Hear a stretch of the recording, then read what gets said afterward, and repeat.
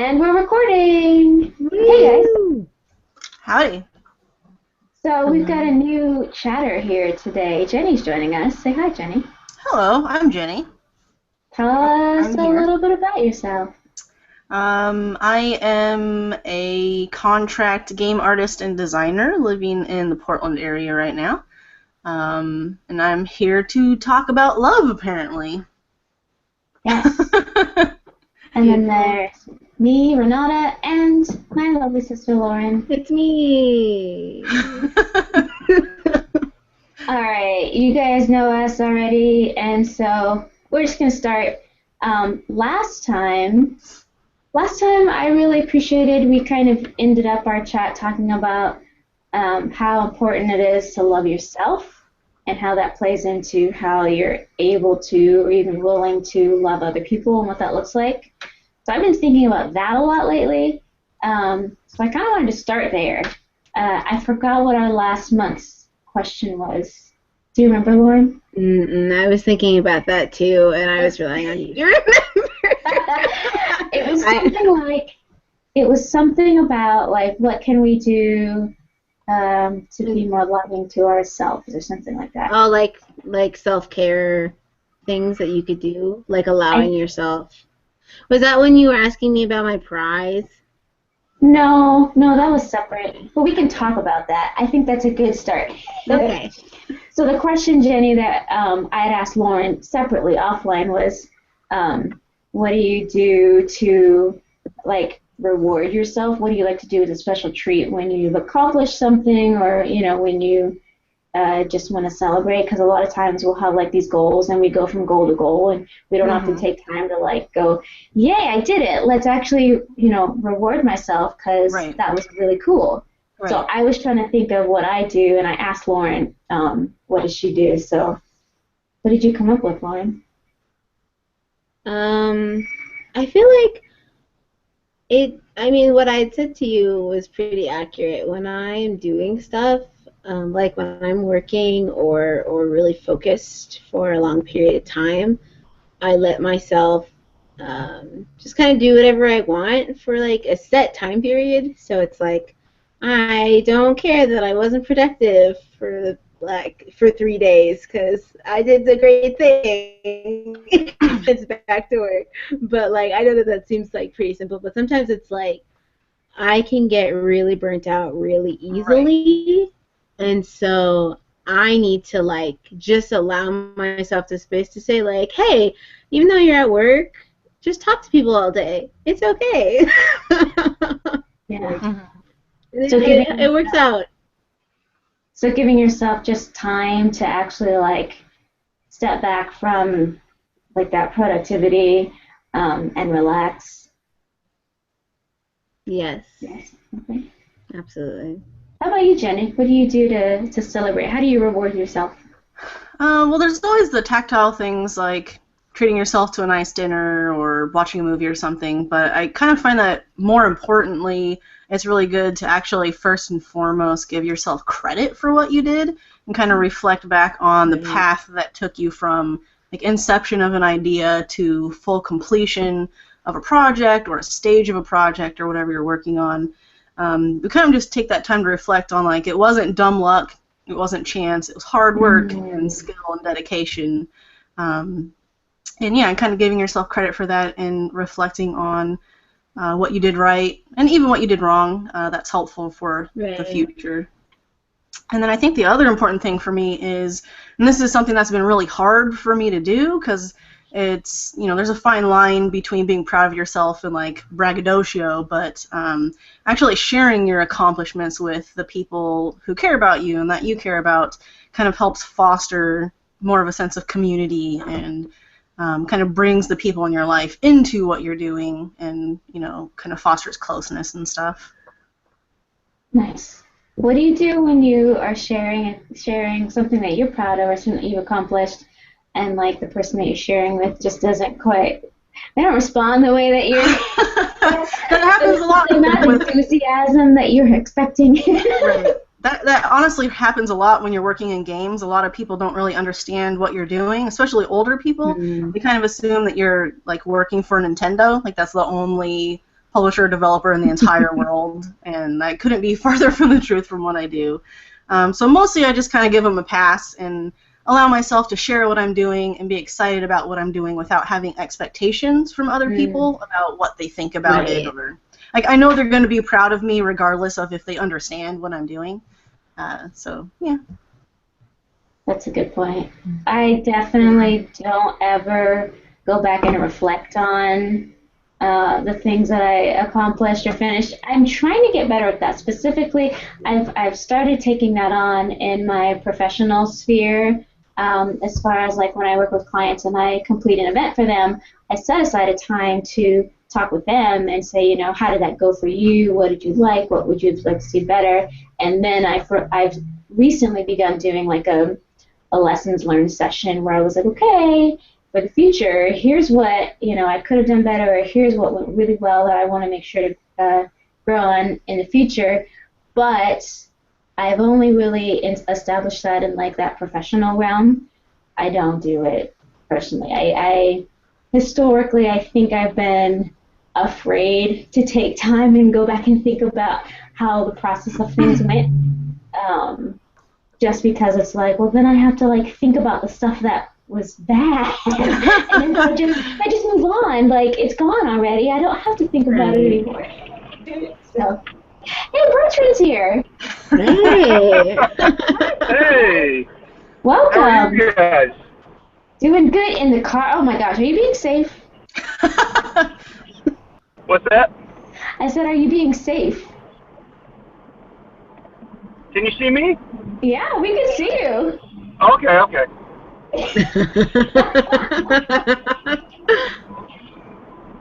How are you? Doing good. So, quick introduction. We've got Jenny. It's her first time on the call today. Jenny's a good friend of mine. She's based in Portland. Bertrand is in Texas. Well, that's where you're based. Is that where you are now? Yes. Okay. And he's currently in transit.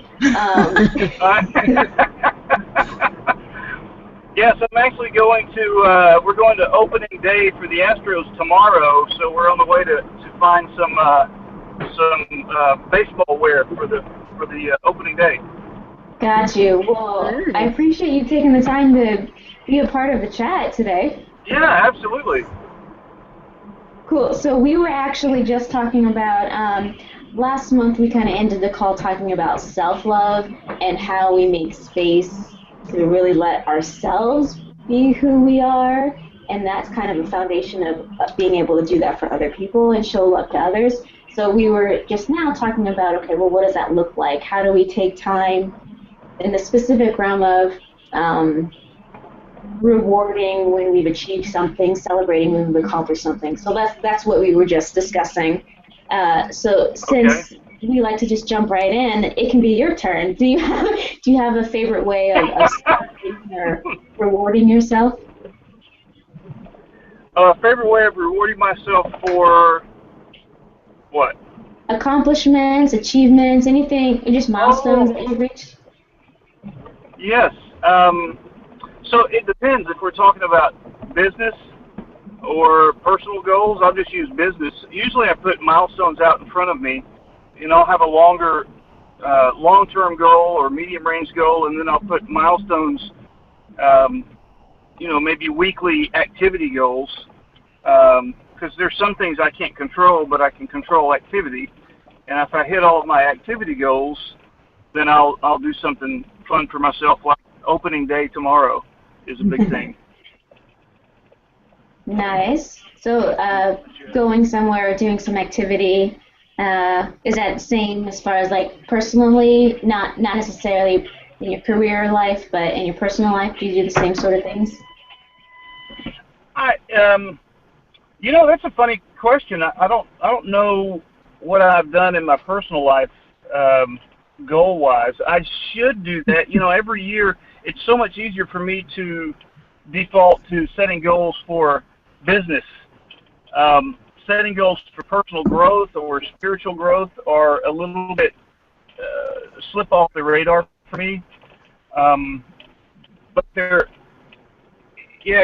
reading my mail today. I'm a bad boy about that stuff. No, I mean, that's what we're talking about. I don't think any of us are really fantastic at doing that. It's easy to let I'm kind pretty of. good at it. Oh, okay, Jenny. I'm all about celebrating myself. I'm going to be honest. Full disclosure. I'm pretty good. I believe that. I believe that. All right. I will qualify my previous statement.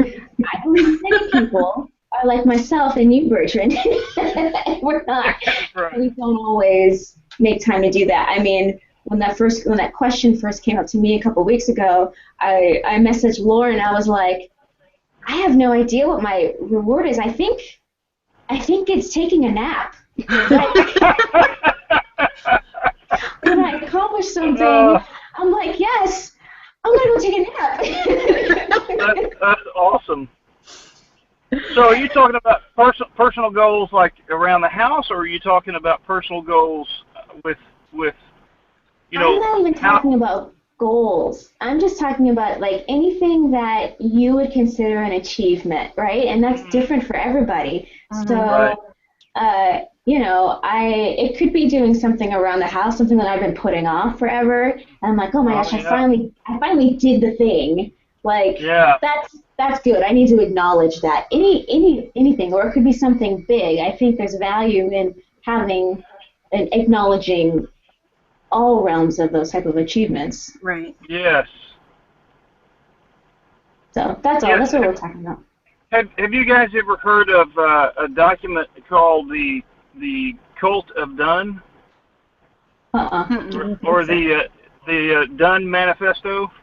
DONE. You can Google it and look it up. It's I think it's 13 tenets, and two guys who were doing some developing some 3D printers wrote this manifesto in 20 minutes, and it's all about how, when you read it, you'll see, but it's all about how action trumps, great decision making, perfect planning, and so they kind of named it by default the Cult of Done. It's not a cult, but people Thanks for the embrace disclaimer. it. Yes, exactly. Yeah. I've said that before in Sunday school, and people are like, "Cult? What do you mean?" So there's a Facebook page, and I noticed on this Facebook page that a lot of people are posting even the smallest things. I finally got that document printed. It's not perfect, but it's done. I finally got that software downloaded.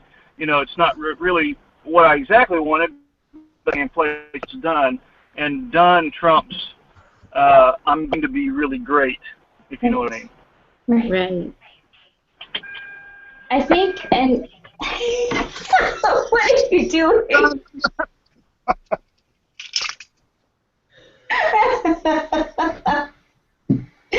All right, awesome. What I was going to say was, I feel like acknowledging even those really little steps and little achievements is valuable for ourselves, because it allows us to be able to value it in other people, right? Personally, I know that I hold myself at really high standards of, like, if I'm going to do something, it needs to be awesome, or it needs to be, it needs to be with excellence, because that's how I like to present myself to the world. But that's not 100%. Like, it's just not possible 100% to do everything with excellence. And I think that's why you don't like to look at the things that you've done, because we both struggle with this. I don't know what it is about this. I don't know if it's like familial, but when I feel like I didn't succeed to the level of what I wanted to for a project, that thing I did doesn't exist. No, it doesn't exist, right? It's just like, I'm not going to let myself dig too deep. Right. No, I'm not ready to look at that. Like, I was just thinking about that the other day. I was thinking about, like my senior thesis, which hypothetically is like a really great portfolio piece. Like, you should put that out. I worked on it for a year. It was a really big deal. I hated it, and I still can't look at it. Now it's invalid anyway for multiple reasons. But I just, that process, I finally feel like maybe I could, look at it again. But it's been, 3 years now. Right. Like I need that time to like process through all of that, like I don't know, like that failure or whatever. I actually really, really like going back and looking where I screwed up. I think that it's kind of a rare quality, but to me it helps distance myself from the failure, kind of like relocate it from a sense of like, self-failure, like you didn't live up to your expectations, and relocating it to like you made a mistake. Like it's okay to make mistakes. Everybody makes a mistake, and so kind of reframing it like that not only helps you assess everything and be able to learn from it and do better the next time, but also kind of helps like with reducing any guilt or shame or lack of expectation of yourself for the project, and I think it's just like super healthy.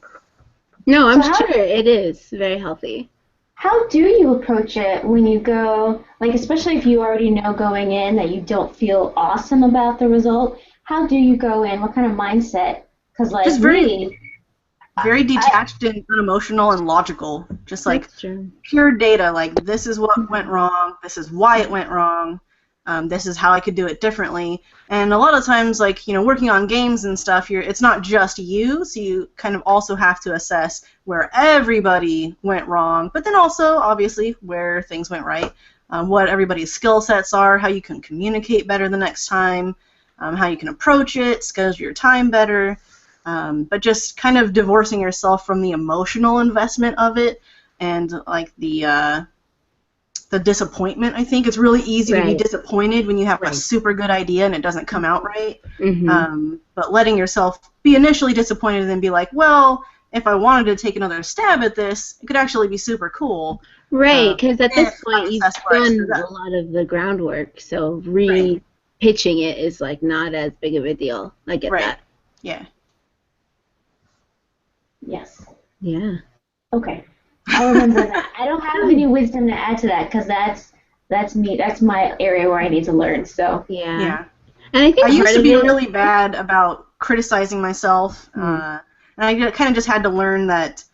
Again, like there's a huge difference between a mistake and a failure, and it's very, very rare to actually straight up fail on something. Right.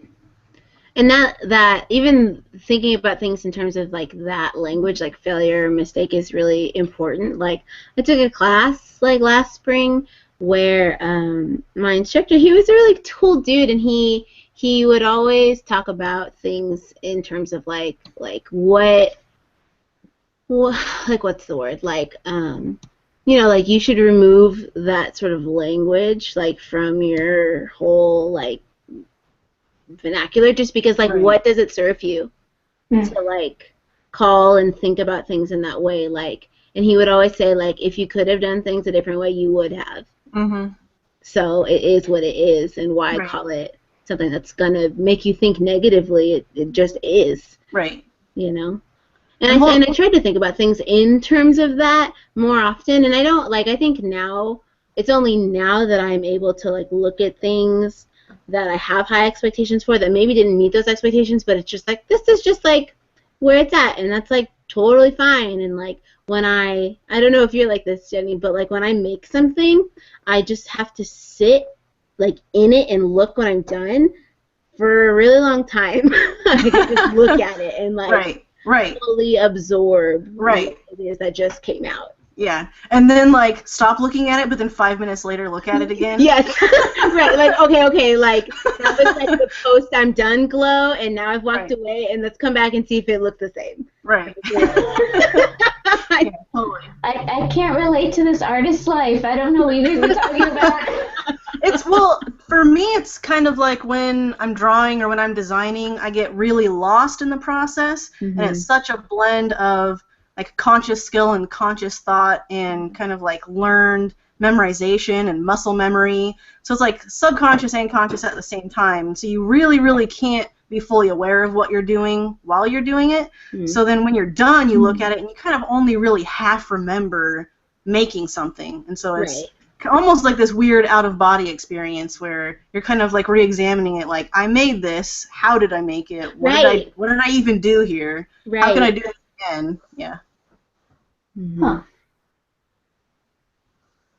Yeah. I get that. So there's Go.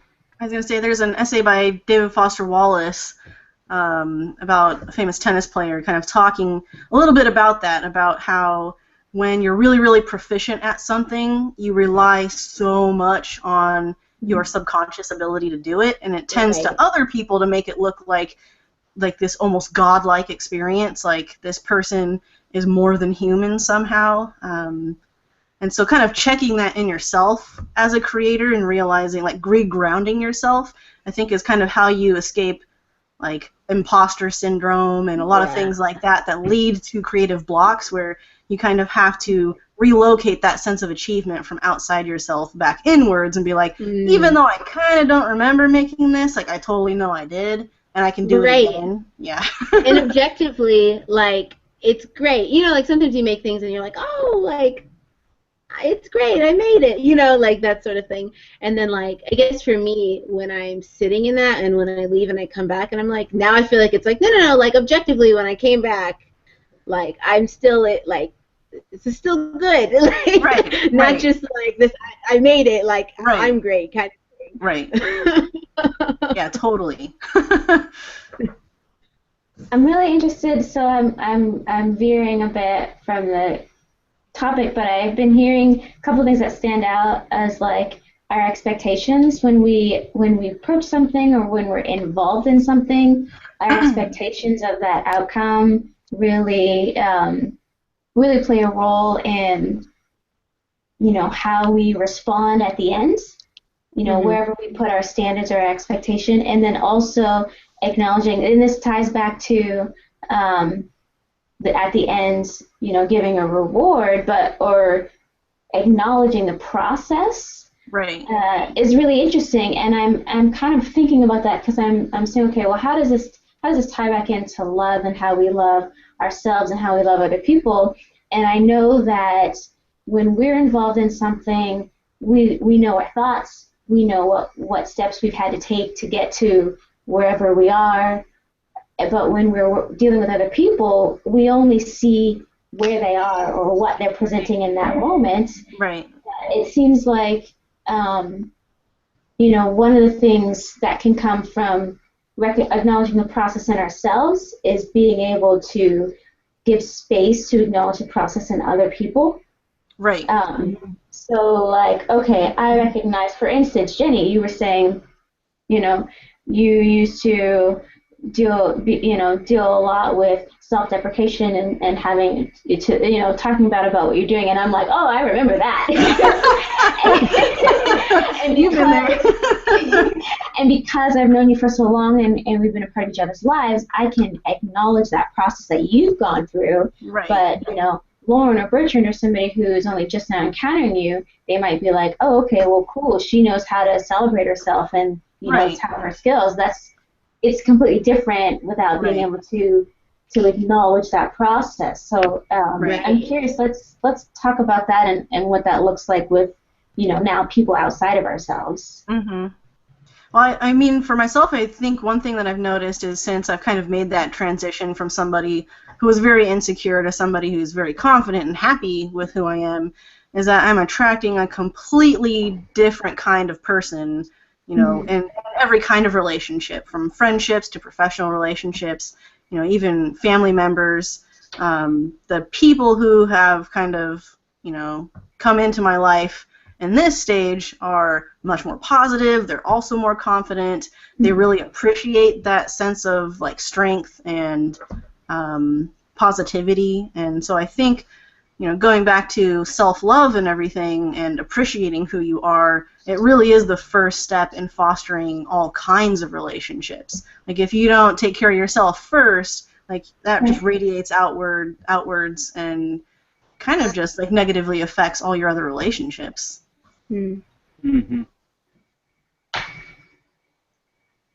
We all agree. No, it's true, yeah.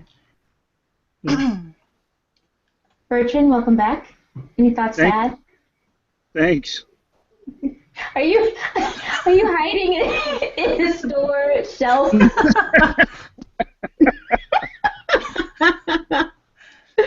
I'm sorry.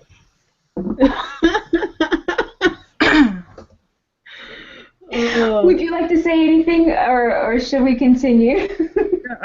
I heard a lot of really interesting things in there when you're talking about being confident. I just had this discussion with Dad a couple of weeks ago. I said, you know, it's funny. I mean, and it's hard fought for. I didn't grow up this way, but I'm very confident in the space that I operate in, the things that I do, and I can walk into rooms where I'm about to speak or about to conduct a workshop or just a networking event, and I can be people. I can be one person who's absolutely 100% confident in himself, and then there's a second track going on that is not so much.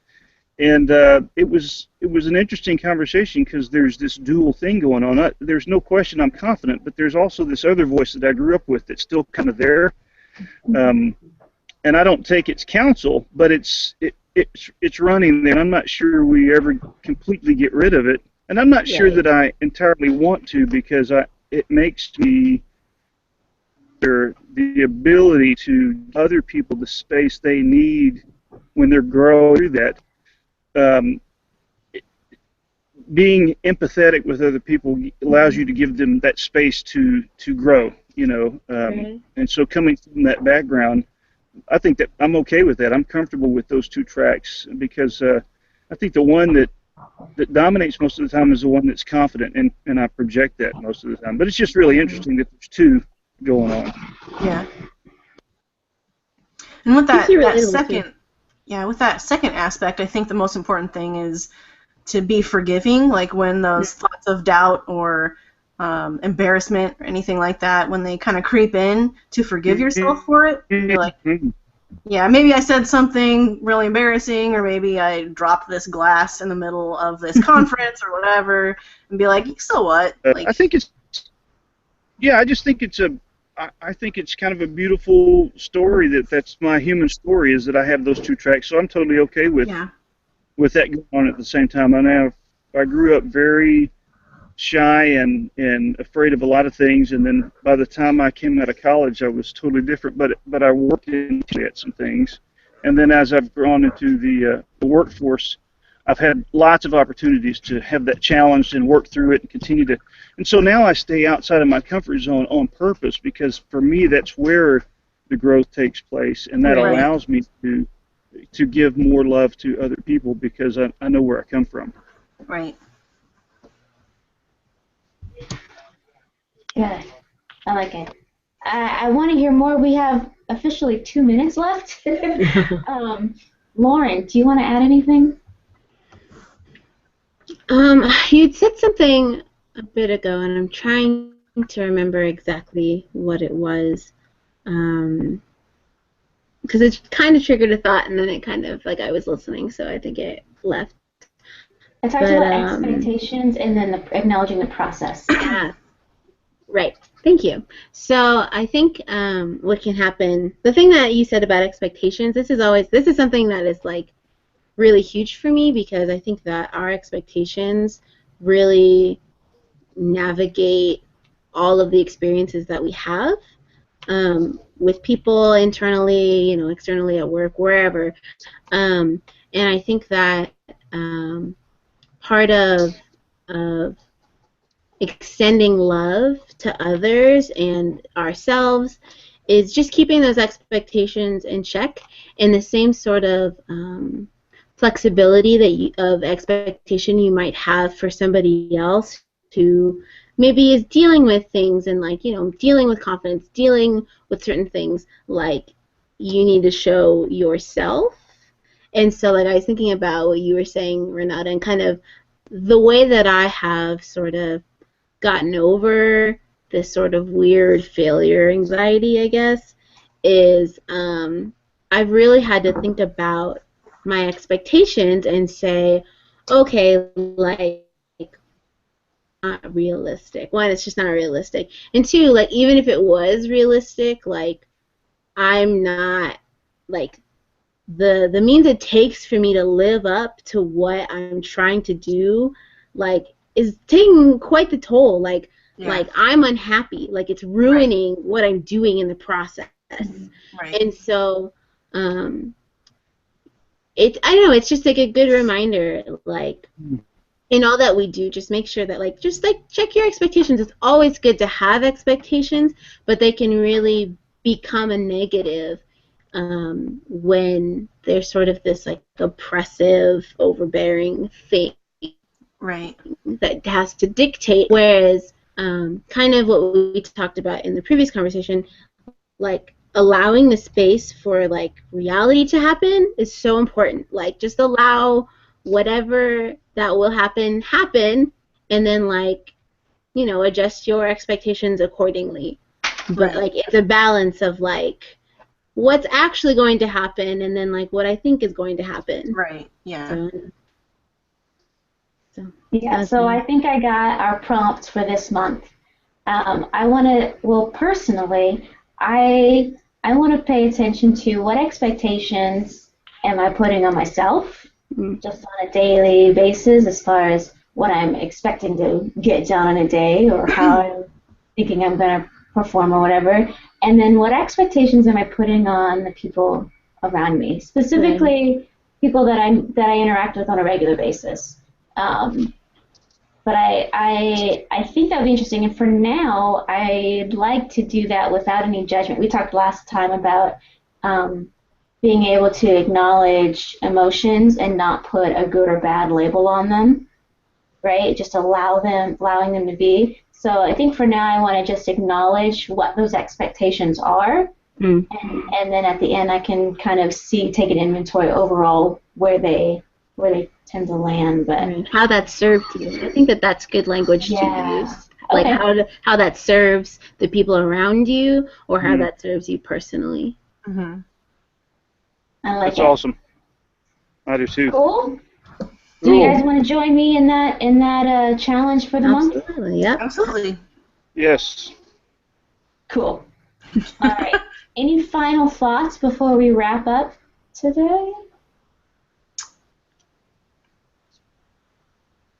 Be excellent to each other. Be excellent to each other. Absolutely. The wisdom of Bill and Ted. Yes. Timeless. Be excellent to the Astros. Okay. Well, guys, thank you for being a part of the chat today, and enjoy the rest of your afternoon. Bertrand, have fun getting your gear and enjoy your game. Thank you. Ladies, the rest of you. Peace. Peace. Thanks. Take it easy. Take it easy.